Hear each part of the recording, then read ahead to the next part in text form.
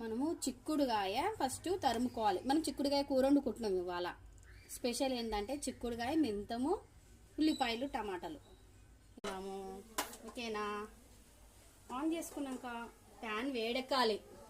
Pan వేడెక్కినాక oil వేసుకుందాం సరిపోయేటట్టు. Oil వేసుకొని స్టార్టింగ్లా వెల్లుల్లి, దాని తర్వాత కొంచెం మంచిగా వేగనియాలి. వేగినాక కొంచెం ఎర్రగా కావాలి ఉల్లిపాయలు. వెల్లుల్లి వేగినాయి, ఎర్రగా అయినాయి. తర్వాత రెండు పచ్చిమిర్చిలు, ఉల్లిపాయలు వేసేసుకుందాం. ఓకేనా?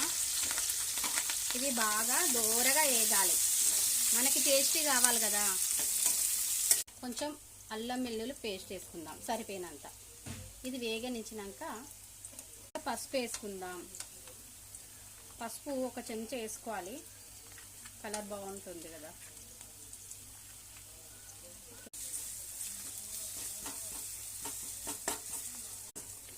కొంచెం దూరగా వేగనియ్యాం. పేస్టు పచ్చిమిర్చి అన్నీ వేగినాయి కదా. తర్వాత మెంతి ఆకు వేసుకుందాం. మెంతి ఆకు కొంచెం వేగితే సరిపోతుంది. తర్వాత నెక్స్ట్ మనము కరివేపాకు కొద్దిగా లైట్గా వేగితే చాలు. తర్వాత మనం చిక్కుడుగాయ యాడ్ చేసుకుందాం. చిక్కుడుగాయ హాఫ్ కేజీ చిక్కుడుగాయ, 2 కట్టలకు మెంతాకు,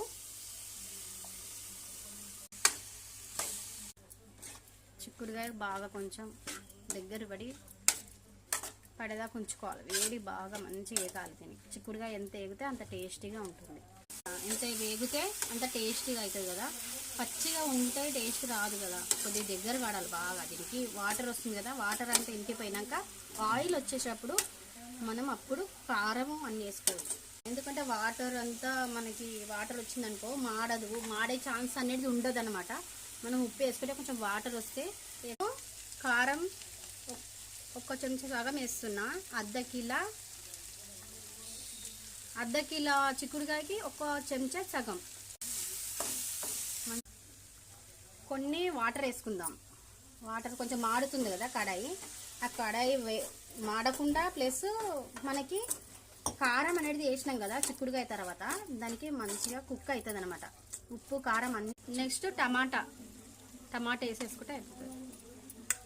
తగినంత ఉప్పు వేసుకుందాం లాస్ట్, కొంచెం చాలు. 1 చెంచా ధనియాల పొడి లాస్ట్ వేసేసుకోవాలి. ఫైనల్ అయిపోయింది, కూర రెడీ.